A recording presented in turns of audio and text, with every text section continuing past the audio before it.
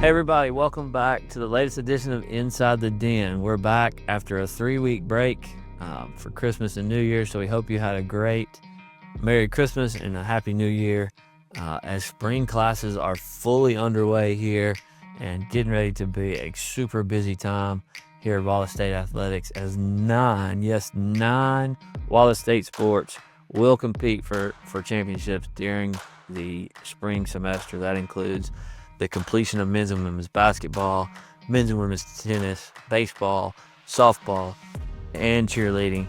All will compete during this winter break, so it'll be a super busy time here, and we look forward to bringing it all to you. Today, we're going to get you caught up on everything that happened with men's and women's basketball during the break. We're going to let you hear from Emma Kile, one of our student athletes who won Flag Football Player of the Year. So that was a super fun interview. Really excited for you to see that. And then we'll get you caught up and we'll run you down on what's coming next inside the den. So here we go. Let's get into it. Okay, let's get you caught up on what happened while we were away. Since our last episode on December 16th, the women's and men's basketball team were the only ones playing, both playing multiple games, their final non-conference tune-ups headed into conference play this week. Women's basketball was 4-0 with wins against Pellissippi State and Columbia State at home and at Motlow State and at Reinhardt University. This runs their overall record to 15-0 with conference play beginning, and they're currently ranked 13th in the country. The other team, their counterpart on the men's side, the men's basketball team, went 3-1 while we were away, winning at East Mississippi State, winning at home versus Pellissippi State, and winning at home versus Marion Military. Their lone loss coming on the road at Gordon State by a slim margin. The men run their record now to 8-8 against a very tough non-conference schedule, and we'll get ready to open conference play later this week, which we'll get to previewing those games a little later in the show. That's all the action that we've had this week. So let's get you now to hear from one of our star student athletes and the player of the year for women's flag football, Emma Kile. Hey everybody, welcome in. Again, we're excited to have Emma Kile with us today. Emma was on our very first ever flag football team. She's the ACCC Offensive Player of the Year and had an unbelievable year. I'm going to read some stats to you, and I promise you these are not from the NCAA football game. These are real stats that she had this year. 5,074 passing yards on an 80-yard field, 99 touchdowns, and only 15 interceptions. Maybe possibly one of the best quarterback performances I've ever heard of in my life. And just an unbelievable year that she had. And so we wanted to catch up with her as the spring semester gets to begin. So welcome in. Thank you for having me. So we're good. So we wanted to go, before we get into this year and your first year here, you went to Moody High School. Yes. And played flag football there, played for a state championship. Mm-hmm. But going into your senior year, had no team. No, we did not. So walk us through that, because I think you kind of spearheaded that. Yeah. So my freshman and sophomore year, we did have a team. We had like as much girls as you needed. Like it was not very big yet. Nobody really knew about it. So we had a team. My basketball coach was the coach of the team. We had it for 2 years. But then my junior year, we just really wanted to focus on basketball. So we just stopped because nobody really knew about it. And then my senior year, I texted her and I was like, hey, we really need a team. Like, we need one. It'll be so much fun. Like, everybody will love it. So she helped me find a coach and I helped find players. And we had a tryout and we had a team and we played through the year. And then we ended up in the state championship. And played the state championship games. In a close game, you played both sides. You had 2 interceptions in that game.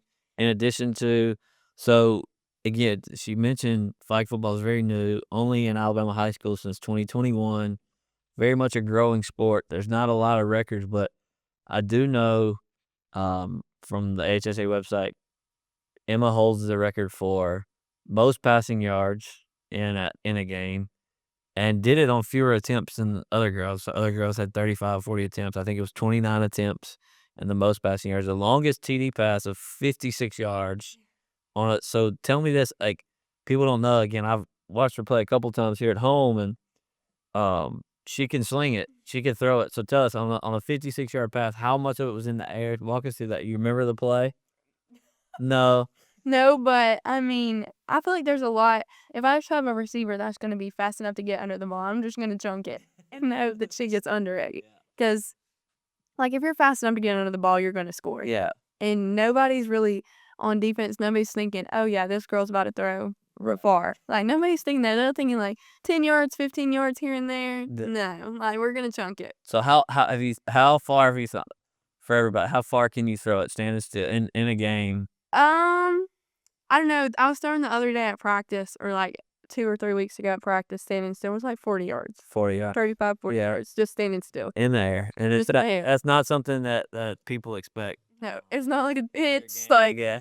it's not a pitch. It's in there. Yeah, no doubt. So she could really so we put together the team. We got all the way to the state championship game. You had a really good year. Mm-hmm. I'm sure. So, well, let's go back. Why flag football? Why did you, what about flag football? You played it your freshman sophomore year. What about it made you kind of gravitate towards the sport? So it was just new, and like I had been playing softball my whole entire life. I was like, this is what I want to do, and then I just kind of got burnt out a little bit. Like when you play something so long, you get burnt out, and flag football came along, and it was just really fun, really new, really fun, and I didn't think it would take me anywhere. I'm gonna be honest, like. Nobody really knew that it was gonna be a big thing. Yeah. So when you started playing your freshman year, it's like, oh, this is fun. It's like club sport. We don't have to win. This is fun. No expectations. And then you start getting serious. And then my senior year was like really serious. It's like you can get scholarships for this now. And I had no idea that Coach Howard was at my game, the state championship. I had no idea until he messaged me. And so it's just crazy to see like I didn't think anything would come out of it, and it did. And it's not, and it just started, like, I don't think I didn't choose flag football. I think, like, it just chose me, I guess. Because, like, I had no idea it could take me anywhere when I started playing. It was just for fun. And then it turned into this. Yeah, no doubt. So, perfect timing, really. Mm-hmm. You're a senior in the year that everybody in Alabama is really starting. Mm-hmm. Alabama Junior College is starting flag football. So, great timing.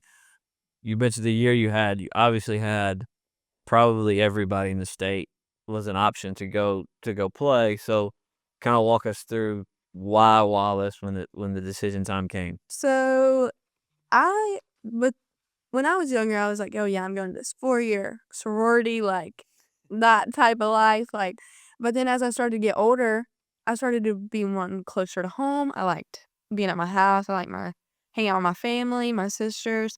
And so I think it was just the perfect distance from home, and it was so welcoming when I came my visit. He was like, I was on the way to another school, and he was like, just stop by here. Just stop by, come see us, I'll give you a tour, and then you can just go on. And he asked me to play for him then, and I just loved it. I loved the campus. So I live in the new apartments too, and I loved that. It was like, so it literally just fit perfect for what I was looking for. Yeah, so great. Yeah, so it's great campus. It's unbelievable. When you come here, that's a big, with all our coaches, I think getting students on campus and really letting them see that it's a real campus. Yeah, it is. And like most people don't think, like I've had people from my hometown come to me and be like I want the 4-year feel kinda, but like I don't want to go to a 4-year and have all that stuff going on. And I was like, I'm telling you, like you can get the feel of a 4-year here. Yeah. Without being at a 4-year. Yeah, for sure. For sure. That's awesome. So tell us, let's go here. So a typical day when you guys get here, did y'all moved in a little early before other students? We did. And started practicing. So once we get into classes and classes get going, tell us a typical day for you and your teammates and Okay, so for my last like year or whatever, I would wake up and I would have 2 classes at least. So biology And English. I would have those 2 classes on Tuesdays and Thursdays, I think. And I would go to class, and then I would go to the tutoring lab to get my tutor hours. Then I would go back to the apartments and make lunch, and I can walk everywhere. Yeah. So I don't have to, like, drive, like, I don't have to waste gas, like, I can literally walk everywhere. So I would go walk to classes and then go to my next class and then come, to the apartment, make lunch, and then go practice and mix in my tutoring hours somewhere. And then after practice, we would stay a little extra sometimes, and then most of the time, I would go to work. Okay. So busy days But all around, right? but it's good because it helps my time management. It helps me know, like, "Hey, I can do this day, I can do this day." Very stay on schedule type of Yeah. person. Yeah. Most successful athletes are that way. Tell me your favorite thing this year, favorite thing about your team. Probably just how close we got, like, so fast. Like, we were all friends, like, we all talk to each other. There's no, like, awkward tension or anything like that. I just think we were really close so fast. And the way we, like, from the first practice we ever had, we had it in Gardendale. And from that first practice to literally 3 weeks later, we were a completely different team than what showed up at Gardendale. And I think that's so crazy how fast we flipped into gear, like, "Hey, this is about to start, like, we need to get serious about it." So, Yeah. We visited with Coach Howard mhm. earlier before this last semester and kind of asked him, I want to know from your at what point, obviously brand new, you don't know anything, you know your team and you're practicing, but at what point during the year did you know you had a chance to do something special? Well, that first game that we had, the very first game, obviously throughout practice, you see you're practicing against your own team. They know your plays, you know their like what they're trying to do. So it's kind of hard to see how good you are until you get to that first game. And that first game, we played Sneed, I think was our first game. And like we completely like blew them out of the water our first game. So I was just like, whoa, like we might actually be good. And then there was this big talk about Shelton, and they were like, we play them in Montgomery. And they were like, oh yeah, like Shelton's probably gonna be the best team we play. And then we played them and we also did very good. And so like after then it was like, okay, well if you lose to anybody now, you're trash because you done beat everybody, so you better keep going. Yeah. So Awesome. So and Shelton was about 5 or 6 games in. So yeah. we did it with Daniel, but for those if they may have missed the Daniel episode, so when you guys play, often you'll play 2 games at a time. Right. You'll play either a doubleheader with Sneed, or y'all went to Montgomery and Prattville a few times and played back to back Two different against different opponents. Walk us through 80-yard fields, Mhm. 4 20-yard zones, Yes. if I remember right. I used to officiate it, so 4 20-yard zones. You have to get one zone to the other, make a first down, Mhm. and 10-minute quarters. Yes. What other rules are we missing? Actually I think I don't know. Sometimes they like shorten the quarters and sometimes they're longer. Well, But that's because you're beating everybody so bad. yeah. So the regulation, I think, is 10 or 12 minutes. I mean, in like no contact. You cannot have contact at all. Like Yeah.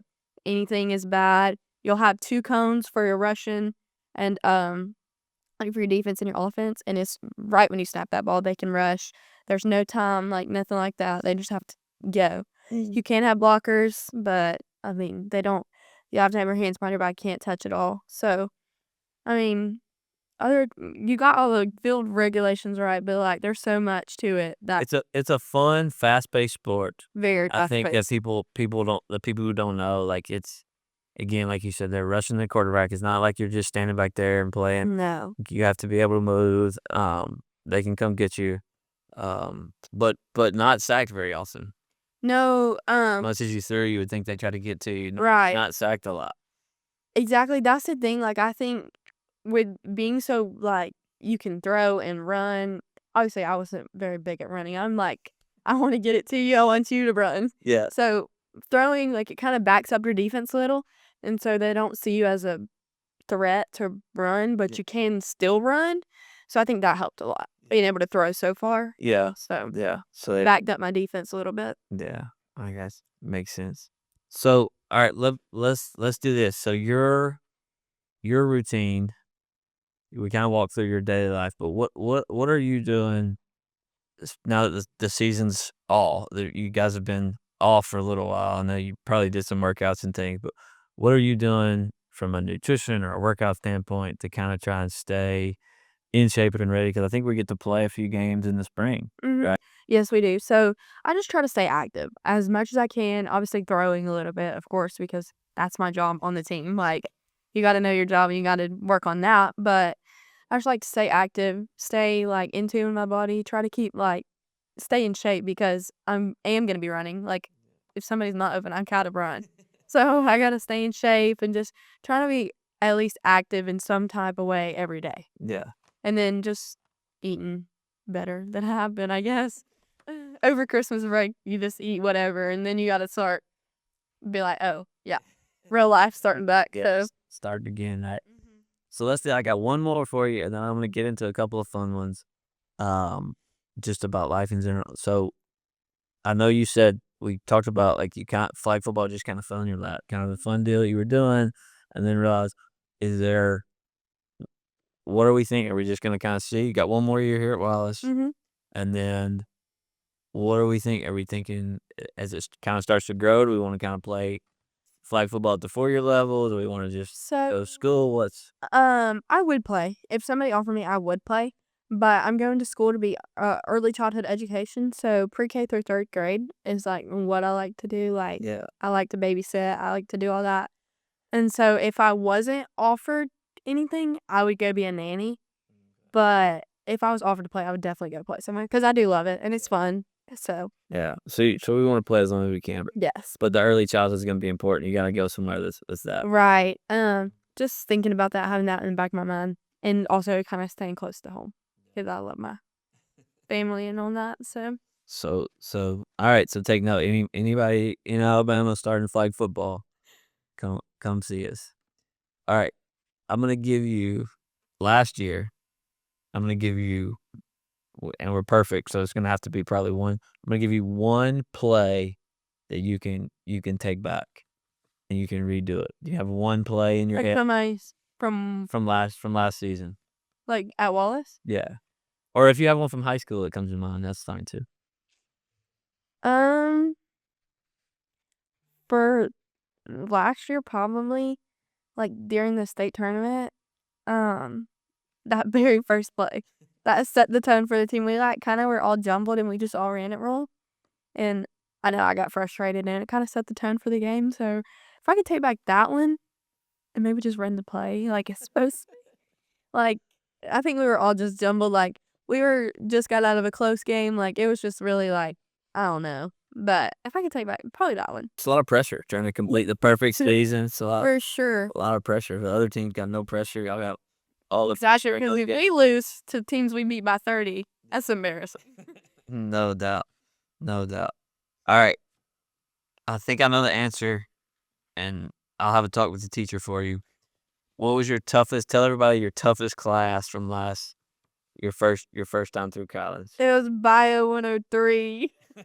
And it was so hard. And anybody that sticks to science, really, I give it all my glory to you. Like, I give you a high five because that was so hard.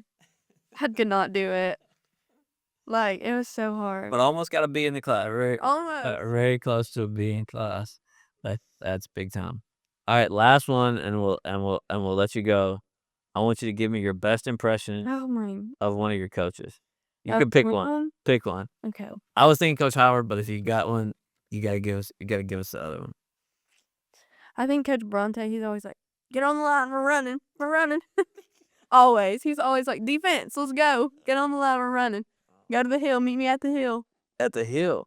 Yeah, like at the track, and it has that hill. Oh, Yeah. okay. Defense, though. Yeah. So you didn't have to do that. No, because I'm the quarterback. We got to protect man all gone. I love it. I love it. That's awesome. Well, listen, Emma, thanks for your time today. Really enjoyed the conversation. Thanks for being here. Thank you for having me. Yeah. All right. Let's get you to what's next, and what's coming next with our What's Next in the Den segment. Your preview of the week to come. This week is a light week with games, but The men and women will open on the other side of the state at Bishop State in Mobile, Alabama on January 15th. They'll both look to open the open conference play on the road and try to get off to the all-important 1-0 start as they head and compete for a regular season championship and try to get themselves positioned for seeding in the conference tournament come March. If you look out a little further, as all I mentioned earlier, 9 sports will compete. By the end of the month, we'll have softball will open on January 30th. Men's golf has their first tournament January 25th through the 27th, their first tournament of the spring. They competed in a few in the fall on January 25th through the 27th. And baseball will open their season starting on February 6th. Not a lot for you to catch in town this week, but we'd love to see you next week. If you're around, come see us. Be sure to check us out on YouTube. Follow us on all social medias so you can follow along with all the results of all the games as they happen. That wraps up this episode of Inside the Den. Be sure to like, follow, and subscribe to our channels on Spotify and YouTube so you never miss our podcast. Be sure to follow us on Instagram, Twitter, and Facebook for all up-to-date information on line athletics. And come see us in the gym, on the field, whenever you can. We look forward to seeing you, and go Lions.